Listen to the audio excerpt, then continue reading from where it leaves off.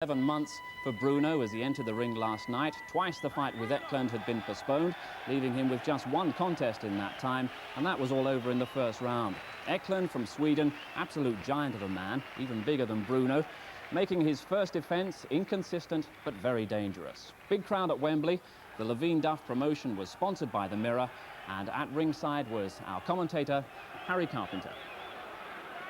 Well, these are two giants of the ring. Bruno, 16 stone and half a pound, and having to concede 20 pounds, a stone and 6 pounds to the Swedish giant, who comes in at 17 stone 6 and a half. Anders Ecklund, the champion. Look at the difference in height.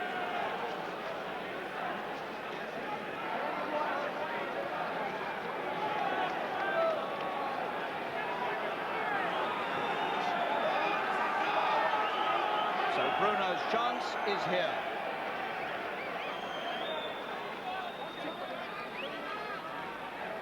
Seconds out.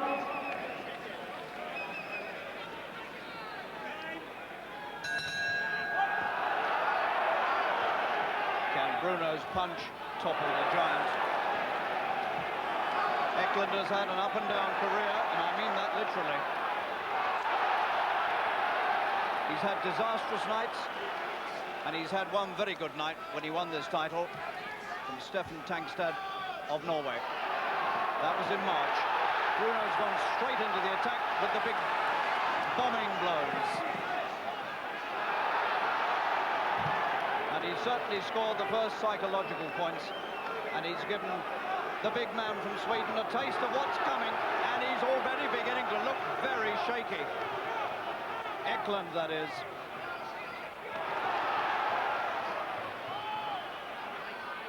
Ecklund, a big man, but on rather thin legs for such a giant. Now Ecklund's really got to get the reach working here, otherwise he's going to be swept out of this very quickly.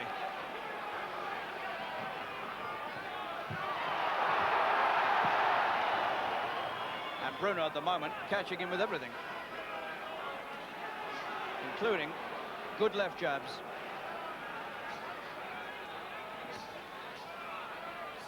Ecklund himself can be dangerous. He proved that when he won the title. So Bruno will need to be a little cautious. He doesn't want a bone crusher or a jumbo Cummings. Too many really shook him up.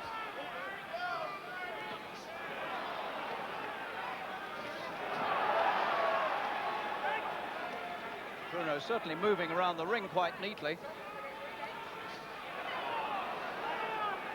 Looks loose and confident.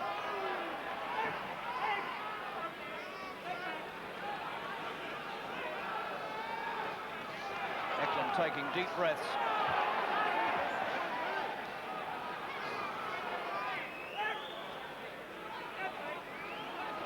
And Bruno hasn't yet found him with the really big right.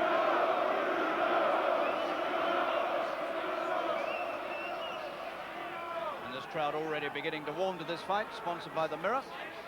The cheers coming already from this Wembley arena, hoping against hope that Bruno is really going to put the bomb in a minute and sweep the giant away.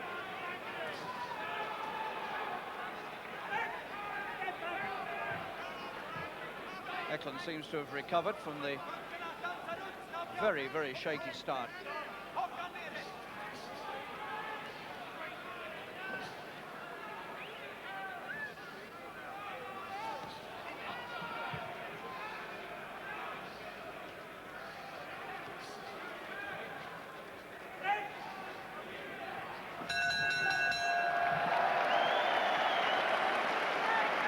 Bruno threatened to do a very quick job indeed there. He came out so confidently.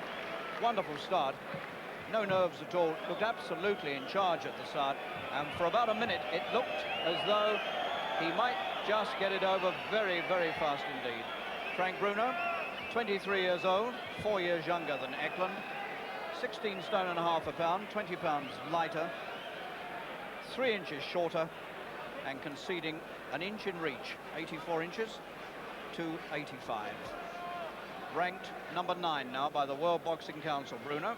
Let's have another look at that good start by Bruno in the opening round. really did find the man so easily with lefts and rights early on. So that corner will be quite pleased with that start. Round 2.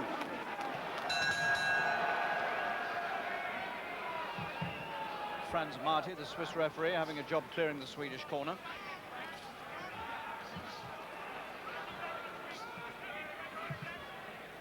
It's important here that Bruno doesn't let Ecklund get confident and settle down.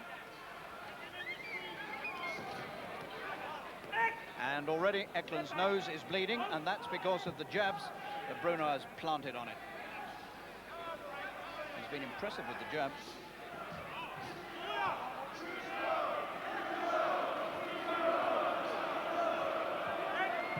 Ecklund looking very uncomfortable.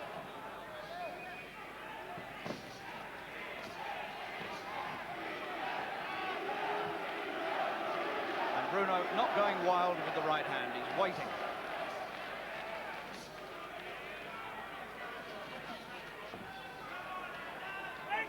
Eklund's face now very marked indeed. And we're not through the second round yet. Nose bleeding, looks red about the eyes. And feeling, as so many other men have done, the weight of Bruno's punching.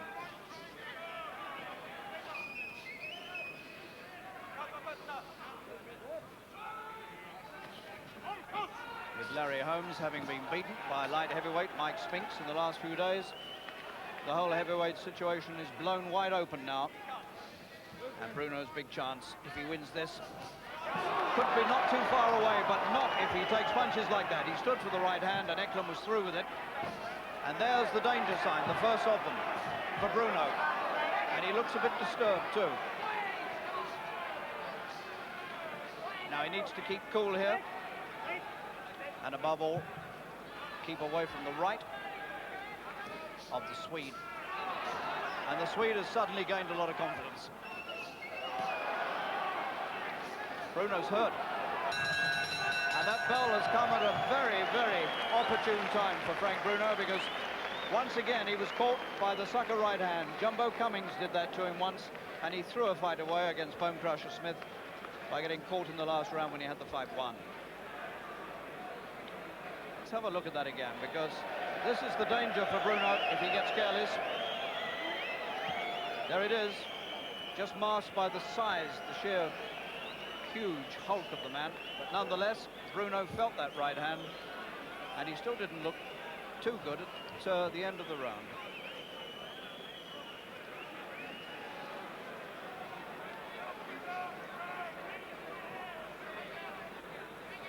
You can see what I mean about the marks on the face of Ecklund, marked about the eyes, nose bleeding, but has now been given a vital bit of confidence, having thrown that right Seconds out. and landed with it. Round 3. And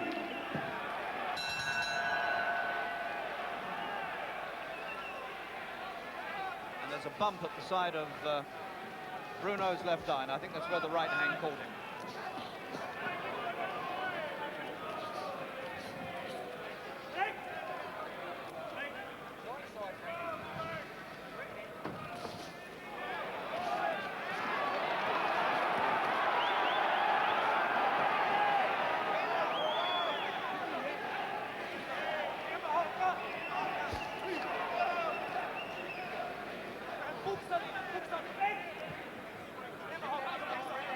Ecklund breathing hard again.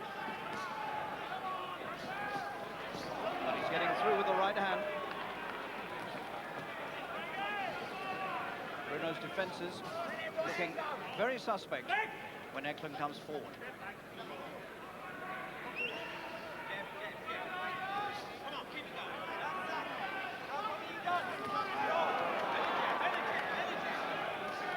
Bruno a lot less mobile than he was. But he badly needs a big right here now.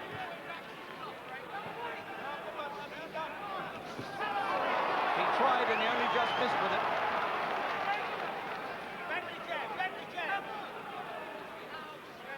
Franz Marti telling Bruno to break when he's told to. Round 3. Bombs exploding all over the place, as we thought they might in this fight. Looking unlikely to go 12 rounds, which is the scheduled distance.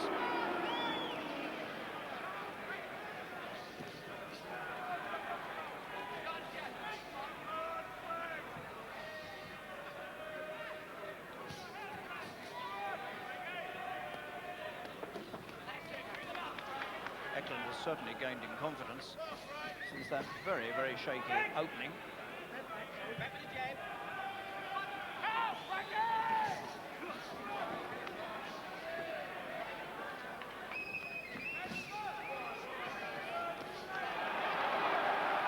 All Bruno's best work so far has been with the left jab. He's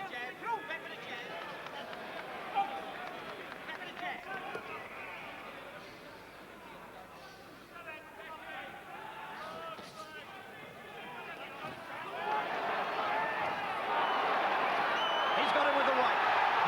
That was the first really big one that connected. And Ecklund hangs on for dear life. He almost went. And the legs have gone. Bruno is just one big right away from victory here. But the giant is hanging on inside. Oh, and the bell has come not a moment too soon for Ecklund. Oh, another 30 seconds and it might have been all over. Bruno suddenly found him with the right. And this huge man, 6'6" and nearly 17.5 stone, was suddenly reeling around like a rag doll. Let's have another look. The first time Bruno had really caught up with him with the right. Look at that. Came chopping in over the top, and suddenly Ecklund, another one all over the place.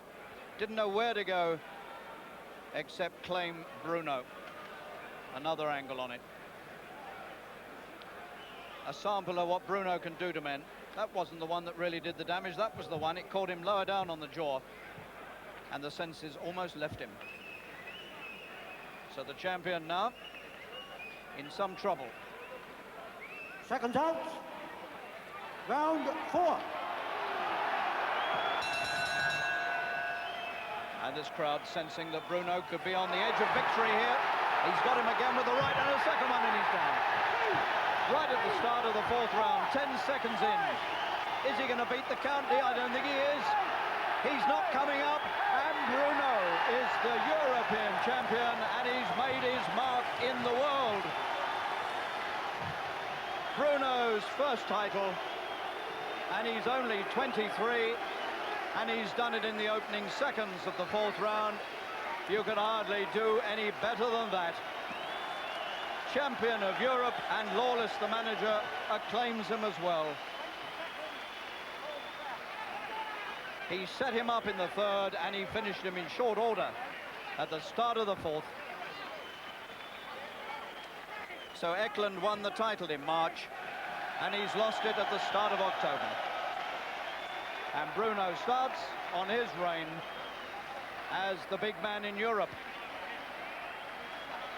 My lords, ladies and gentlemen. My lords, ladies and gentlemen. Ecklund, having been counted out after 20 seconds of round 4, the winner and new heavyweight champion of Europe is Frank Bruno.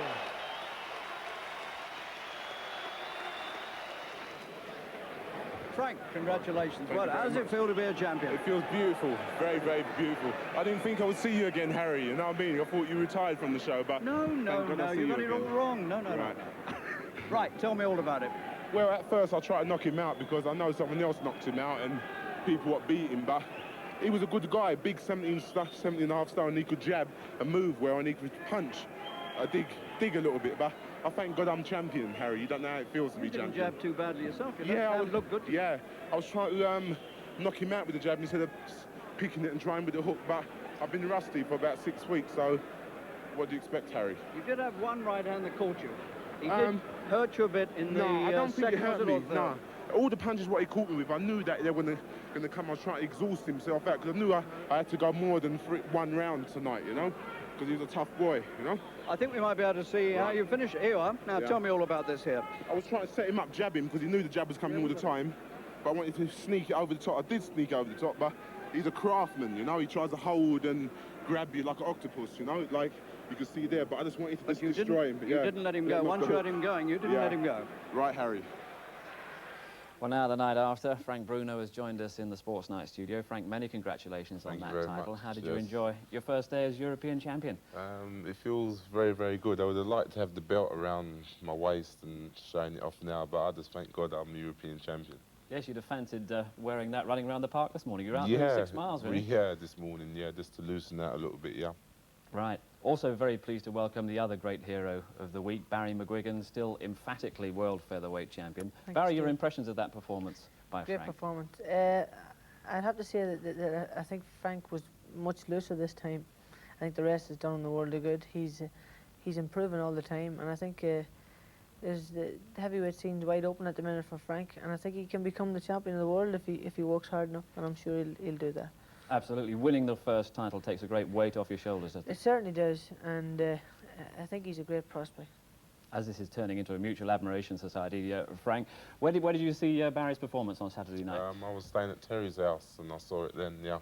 Good performance. Must have been a tremendous inspiration. Yeah, considering all the pressure, you know, fighting in the home ground and all the pressure what he's gone through. He's very cool that night and despite his time, you know, and caught up with the guy because he was a slippery customer. Mr. Taylor was. He sure was. Was that really the story of the night? Well, it was just a matter of I knew that he was much quicker than me, and it would be a bit he'd be elusive in the early rounds, and he had very fast hands, and he could move extremely well to either left or right. So he made me look a bit clumsy, I suppose, early on, but I knew that it was only a matter of time, and I started to whack him around the body, and after 6 or 7 rounds, I would be starting to slow down. So I was very pleased indeed to get it over with, because as far as I was concerned, he was the most dangerous featherweight around at the minute, and very pleased, and it's opened a few doors for me. Right, yes, the big question, what next for both of you, particularly you, Frank, as the world title now beckons. Not really that simple, as there are 3 versions of the World Heavyweight Championship at the moment. The WBA with the world champion Tony Tubbs, the World Boxing Council with a champion there, Pinkland Thomas, and the International Boxing Federation with a world champion Mike Spinks, the man who's just ended that long reign of Larry Holmes. Spinks really the favourite to throw down the challenge because his manager Butch Lewis said this morning, Mr. Bruno can consider himself at the top of the list in terms of my thinking. We have no problems in coming to London. Now, what's your reaction to that? I just keep my fingers crossed and I just hope he keeps up to that promise, you know. What do you know of Mike Spinks and how much would you fancy that one? I've seen him train for about 2 weeks when we went to New York when I fought on Barry's bill in Chicago. And to see him box against Larry Holmes, and I see some of his defence, and I know how he trains, and I know what sort of fighter he is, and he's a very good fighter, but I think he's a light heavyweight and he's stepping up to heavyweight, but I think I stand a very good chance against him. That's if his manager keeps up to that statement, what he just made. Yes, as you know, there's a long way to go yet. It's very hard to set up a world title fight. Yeah, it's very, very hard, but if the money's there, I don't think it will be hard. Right. Barry, you've said in the book that is published in very timely fashion this week, Leave the Fighting to McGuigan, you talked about the problems in setting up the world title fight with Pedrosa. Very frustrating time for a fighter, isn't it? Well, that's true, yes. Myself and my manager, Mr. Eastwood, of course, he was the one that done all the hard work as far as organisation was concerned. When you're dealing with Latin Americans, they're more difficult even to deal with than the top Americans. So there was all sorts of problems, but we eventually got them sorted out. But there was a lot of headaches along the way, a lot of problems, and all sorts of options involved in the contract. And I wasn't actually #1 contender. I was #3 contender, and we skipped Bernard Taylor to get a crack at the title, but included in the contract was that I must make my first defence against Taylor within 120 days. So I was tied to that, and there's all sorts of problems. I don't think that people realise just what's involved. There's so many other people involved as well, you know. So what advice would you have to Frank in combating all those frustrations then? Well, my advice to Frank was just leave it to his manager and just to sit back and relax and let it all happen, because it's going to happen eventually. Everything is now going to happen for both of you, both in and out of the ring. How easy is it, Barry, to keep your feet on the ground in this kind of situation? Well, it's very difficult at times. As Frank said, I was under a lot of pressure in Belfast, but you know, he said to me, you know, it must have been incredible, the pressure, but really and truly I felt great in Belfast. I can box and relax and keep cool in Belfast. It's my home and it's where I like to prepare, and it's easy for me over there, but I can understand that the pressures are very difficult at times, and Frank has had his course of pressure, and I think he's getting used to it now and he's able to cope with it better, and I think that'll help him as a fighter. Do you feel that you're getting used to all the pressure, Frank? Yeah, I've been under the pressure for about 3 years now, you know, and I'm getting very adapted to it, you know what I mean? And I'm just relaxed with it now. As long as you're getting well paid and everything's smoothly, it's nice. I'm relaxed and just rocking with the pressure. Yeah, we can sense the pressure lifting from both of you now. Right. Yeah, Barry, well, yeah. Thank you very much, Steve, and you know, I just like to take this opportunity to wish Frank the very best of luck in his world title attempts. I think he's going to do it. Great week's work for both of you. Thank you very much. Cheers. Frank. Nice one. Well, we're going to turn